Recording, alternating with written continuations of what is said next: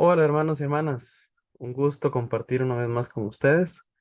Muy alegre de seguir en este espacio, eh, pues compartiendo, estudiando, reflexionando sobre la escritura.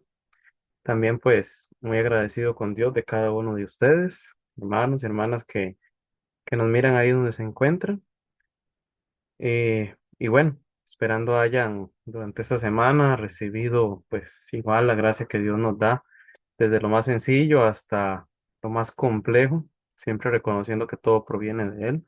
Y bueno, ojalá que hayan tenido también la oportunidad de estar con los hermanos durante estos días y compartir como iglesia.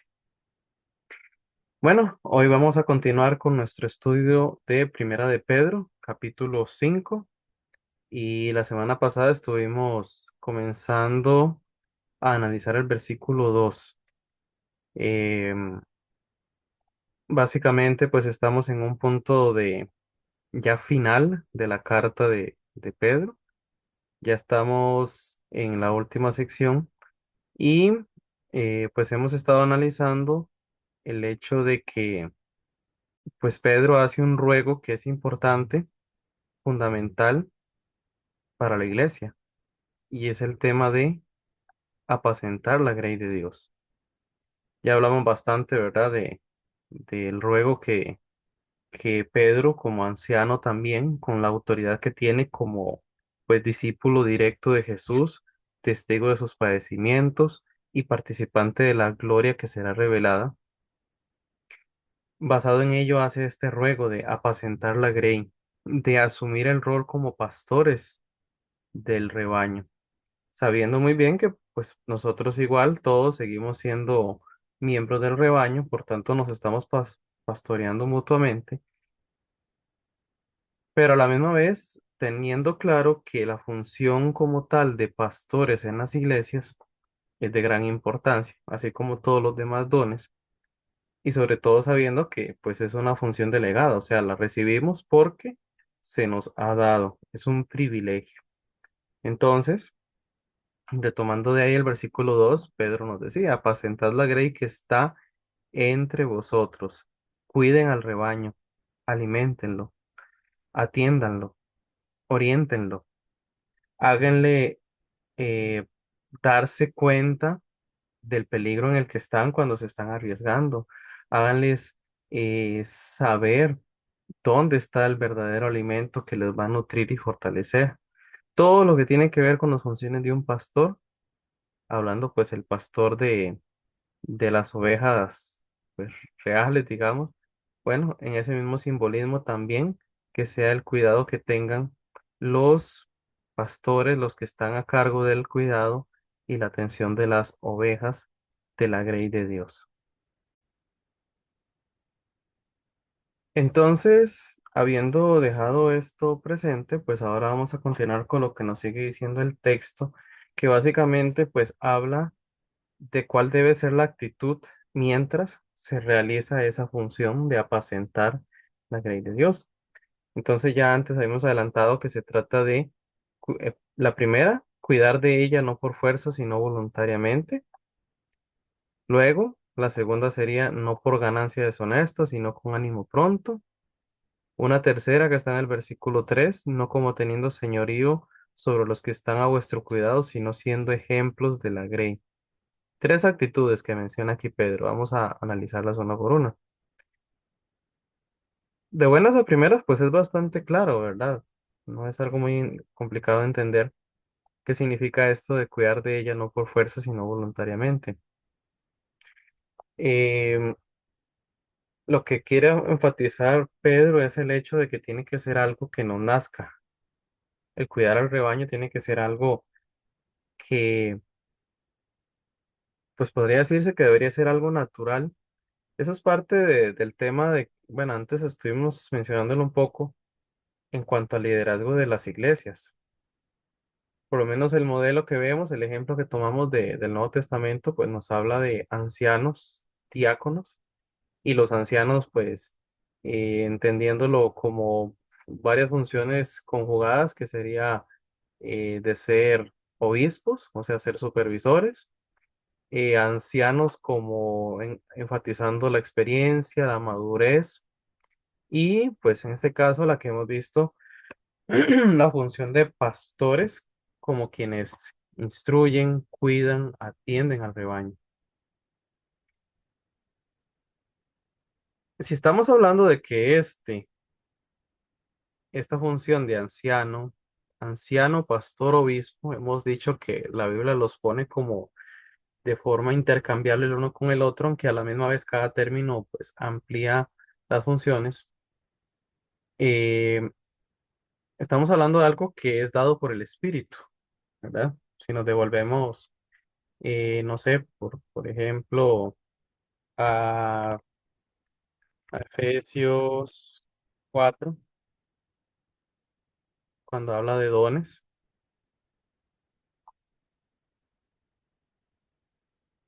bueno, hablando de que desde el versículo 8 dice que subiendo a lo alto llevó cautivo la cautividad y dio dones a los hombres.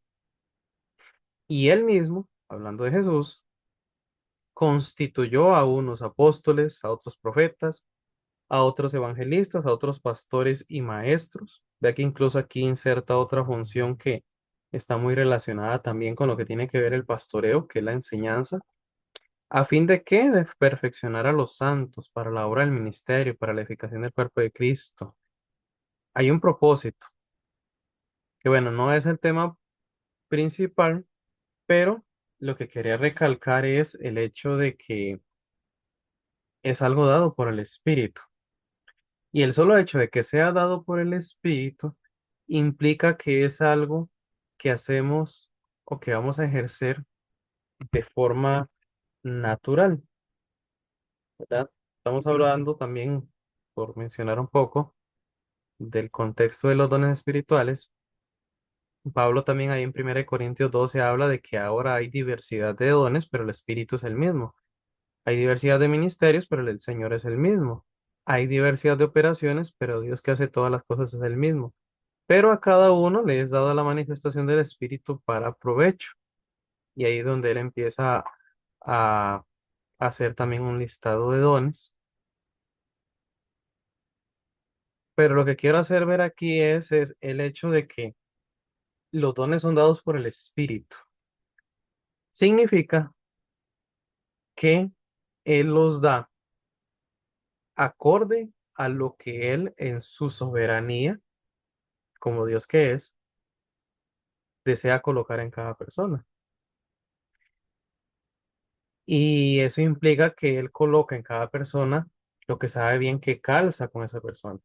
O sea, lo que trato de explicar aquí es que cuando hablamos de dones espirituales no debe ser algo que consideremos que sea forzado, que lastimosamente es lo que ocurre muchas veces en las iglesias, sobre todo porque se, se colocan ciertos dones por ser los más llamativos, por ser los más, los que centralizan la atención y que por consiguiente pues generan más atracción, o sea, que la gente ponga la mirada en ellos. Lo típico de quienes pasan al frente, quienes predican, quienes enseñan, las misiones, por ejemplo, los misioneros, los que van a distintas ciudades, distintos países y regiones a evangelizar, se colocan esos dones como los más valiosos, los más importantes, dejando por fuera o dando por menos dones que en este mismo capítulo, ya cuando uno quiera estudiar más en detalle el tema, pues aquí en 1 Corintios 12 es importante, damos por menos dones que también siguen siendo fundamentales. Por ejemplo, cuando dice de que además el cuerpo no es un solo miembro, sino que son muchos, o sea, hay diversidad de miembros y diversidad de funciones que cada uno realiza. No es posible que el pie diga, es que yo no soy una mano, entonces por eso yo no soy del cuerpo, yo no soy importante y no soy valioso. O que la oreja dijera, como yo no soy ojo, entonces no soy del cuerpo, ¿verdad? Es, traduciéndolo sería como que un hermano, una hermana diga, es que como yo no soy predicador, como a mí no me ponen a servir adelante, entonces yo no tengo nada que aportar aquí, yo no soy parte de esta iglesia, o sencillamente yo no tengo nada que involucrarme, no tengo por qué involucrarme ahí. Ocurre, ¿verdad? Y es por eso, porque eh,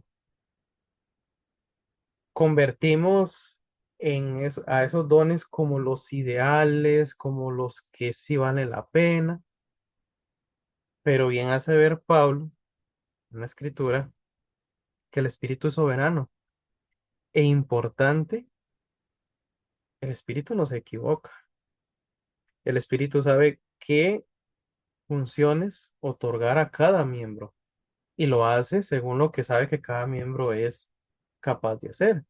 Por ejemplo, pues volviendo a la figura que él utiliza aquí en 1 Corintios 12, Dios no iba a colocar una mano para que funcionara como estómago, evidentemente. Está constituida para una diversidad de funciones, pero la de realizar el proceso digestivo no le corresponde, no está en su capacidad, no está dentro de su constitución poder hacerlo. Y así sucesivamente con cualquier otro miembro. Todos reciben las funciones que ejercen de acuerdo a las capacidades que tienen. Entonces, comprender eso nos ha de hacer notar, viendo ya el texto de Primera de Pedro, que cuando el Espíritu otorga dones, y en este caso que Pedro está concentrado en el tema de ser pastores, ser ancianos, ser obispos, quien lo ejerce porque el Espíritu lo capacita para ello y porque el Espíritu sabe muy bien que es capaz de hacerlo. También hay que ser sinceros y aceptar que no tenemos dones, ciertos dones. Hay hermanos que no se les facilita pastorear. No sé, tal vez como el Espíritu no les ha dado el don, entonces, por ejemplo, el empatizar con los demás, por ejemplo, notar que un hermano está extraviado, desorientado, no sé, sencillamente, pues las palabras, si ellos tratan con ese hermano, son toscos, son, que decimos aquí en Costa Rica, son conchos, los, eh, los hacen sentir mal, aunque la intención sea buena. Y está bien aceptar cuando no tenemos esas capacidades. Está bien porque al final de cuentas no somos facultados con un don que no esté fuera de nuestra capacidad.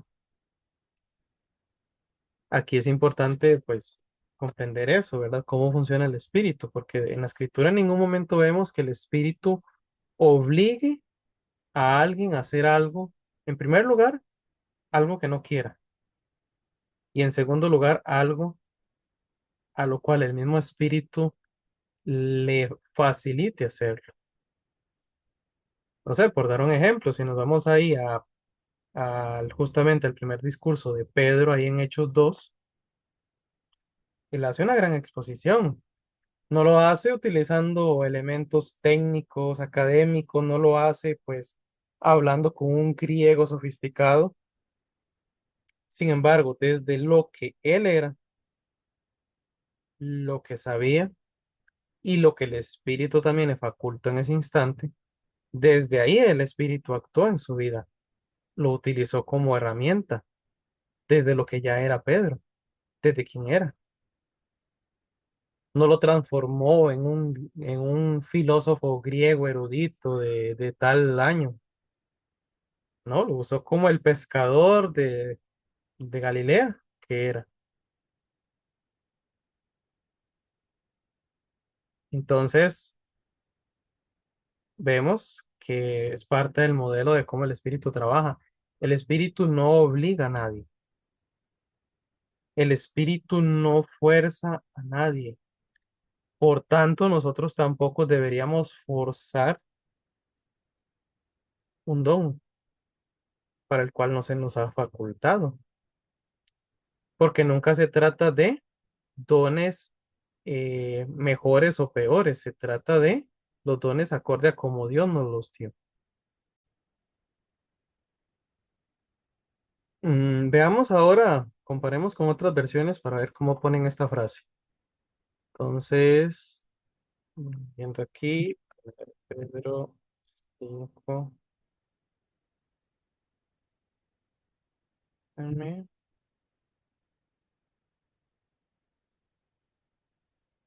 bueno, la misma Reina Valera, pero la contemporánea dice: cuiden a la grey de Dios que está bajo su cuidado.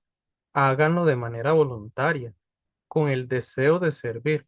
Ven que incluso aquí esta versión, otra versión de la Reina Valera, pero la contemporánea, lo dicen en términos positivos. Aquí fue en negativo, no por fuerza, sino voluntariamente. Entonces ella lo dice: háganlo voluntariamente y con el deseo de servir. O sea, háganlo. Ven que aquí recalca, hay un deseo de hacerlo, hay un deseo de ejercer esa función. No hay una obligación. La obligación surge, la obligación de pastorear el rebaño, o sea, obligarse uno mismo a hacerlo es cuando no esté capacitado para ello, cuando no se me ha facultado. ¿Qué otra vez? ¿Qué dicen otras versiones? Dice la nueva traducción viviente: háganlo con gusto y no de mala gana. Ven, otra vez está recalcando, es con el deseo, el gusto de hacerlo.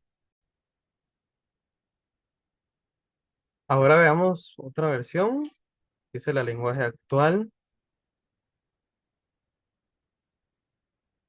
Vean cómo lo pone aquí: cuídenlas como cuida el pastor a las ovejas, por el gusto de servir, que es lo que a Dios le agrada. Ven, siempre se enfatiza, o sea, es algo, no es algo forzado, es algo que se disfruta hacer. Y cuando nosotros, pues, somos conscientes de cuál es el don que nos da, o más bien digámoslo así, la forma de ser conscientes de cuál es el don que Dios nos ha dado, una cualidad especial de ello tiene que ver con que es algo que podemos disfrutar, que no nos tienen que obligar, que no lo tenemos que hacer a rastras, que surge naturalmente. ¿Ok? Vamos a ver aquí para complementar con este comentario. Dice, bueno, el primer peligro que Pedro menciona es pastorear por fuerza y no como líderes siervos entusiastas y dispuestos que ministran voluntariamente. La enseñanza obvia es que el pastor debe ser diligente en lugar de perezoso, con un corazón más motivado que obligado a ser fiel, y que debe mostrarse apasionado en cuanto a su privilegiado deber en vez de ser indiferente. Cuando el corazón está lleno de Cristo y se encuentra motivado por el amor hacia Él y hacia las almas, existe mucha compulsión interior que imposibilita cualquier necesidad de presión motivacional externa. Ven que este comentario menciona algo también importantísimo, porque esa pasión, ese gusto, ese deseo por ejercer ese don tiene que ver mucho por la motivación intrínseca de la persona. O sea que la motivación de la persona, la primera motivación, no es las personas a las que va a pastorear o cualquiera que sea el don. Partimos del pastoreo porque es el que menciona Pablo aquí, ¿verdad? Pero en general lo aplica, ¿verdad? De que ese don que Dios le otorgó, la primera motivación es el hecho de haber recibido el don, porque es parte de los privilegios recibidos por estar en Cristo, por haber sido amados de forma incondicional, haber sido no solo salvados del fuego eterno, del castigo eterno, sino a la misma vez haber sido trasladados al reino de los cielos, tener la morada del Espíritu en nosotros, ser receptores diariamente y de forma constante de las manifestaciones del amor de Dios, dígase por medio de nuestros seres queridos, dígase por medio del sustento, dígase por medio de la creación,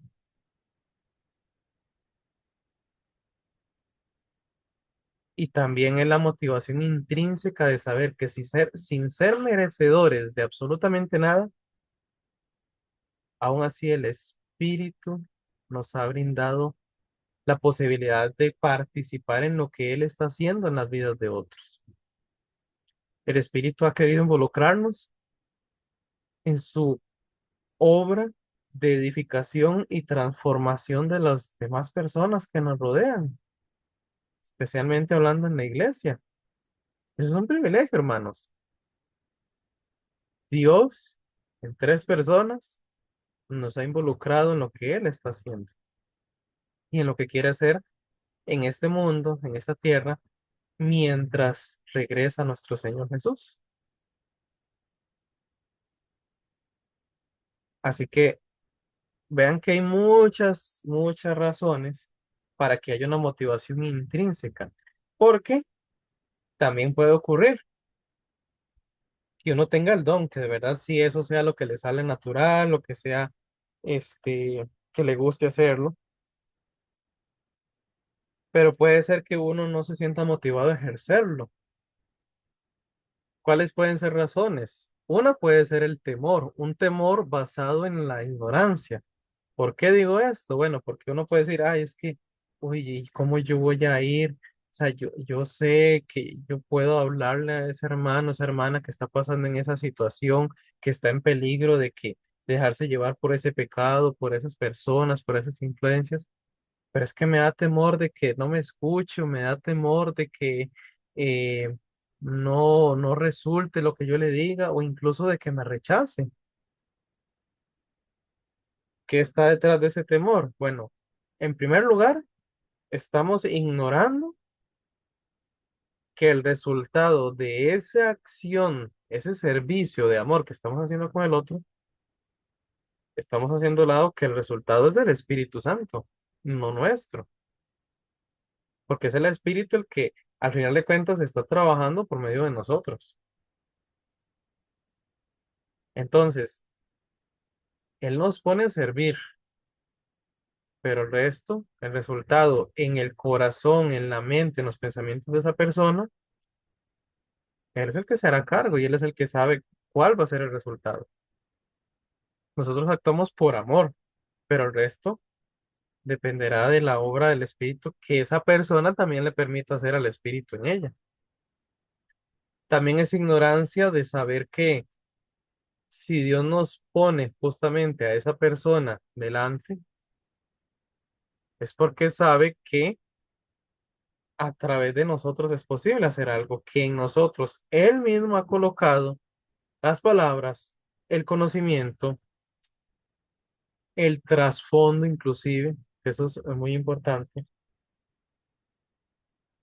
incluso al haber tenido experiencias similares de vida, haber pasado por circunstancias diversas que tengan que ver muy similares con lo que esta persona ha vivido y que nos permita enganchar, conectar un vínculo por medio del cual, como dice la escritura, podamos estimularnos mutuamente. Entonces, como vemos, no se trata de no tener las capacidades, de no poder. Si el Espíritu nos pone en un determinado lugar con una determinada persona, es porque Él sabe que lo puede hacer, que pueda trabajar a través de nosotros. No es que no podamos, es que el Espíritu nos capacita para ello. También esa motivación intrínseca va a provocar que podamos tener una actitud como la de Jesús, porque podremos ver a esas personas, como el mismo Jesús le dijo a sus discípulos, poder ver cómo están las personas desamparadas y dispersas. Y recordemos que ahí Jesús les dice, pues rogad al Señor que envíe obreros a su mies. Pero justo después de que Él le dice a sus discípulos, rueguen para que envíe obreros a su mies, luego de ello, Él los envía a ellos, los manda a la misión, los escoge como sus discípulos, luego los comisiona para ir y anunciar el evangelio, sanar a los enfermos, expulsar demonios. Entonces, se trata también, como lo recalca mucho Santiago, no solo se trata de saber que hay una necesidad de que el hermano está pasando por una circunstancia, sino también poder verles con esa compasión. Y entonces no va a ser forzado, va a ser voluntario porque hay un corazón conmovido, un corazón que se siente, pues, como les dijera, sí, conmovido porque también quiere que esa persona reciba el consuelo que ha recibido de Cristo. Si nosotros tenemos presente cuánto Dios nos miró con compasión, siendo inmerecedores de ello, va a ser más fácil que nosotros podamos ver a otros también con compasión, quizás en circunstancias que uno diría, pues no se la merece, pero bueno, es que ninguno de nosotros merecía compasión y aún así Dios nos la ha dado.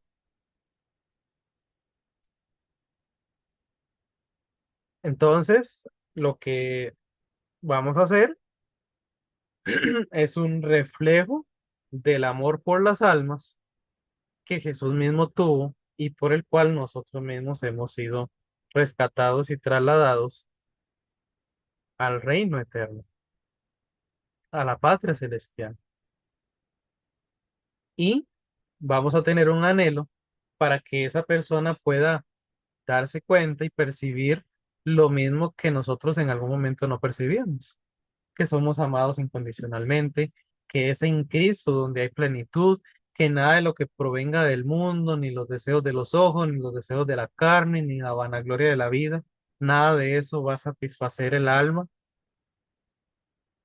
que las personas no pueden ser sustitutos de Dios porque nosotros fuimos creados para sentirnos plenos en el Creador.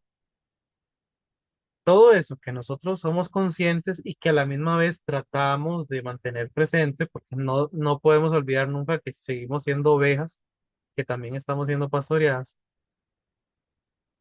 el poder transmitirle eso al hermano, a la hermana, es pastorear.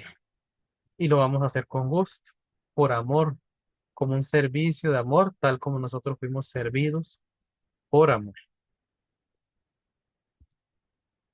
¿Qué les parece, hermanos? Esa es la primera actitud de aquellos que cuidan de la grey de Dios.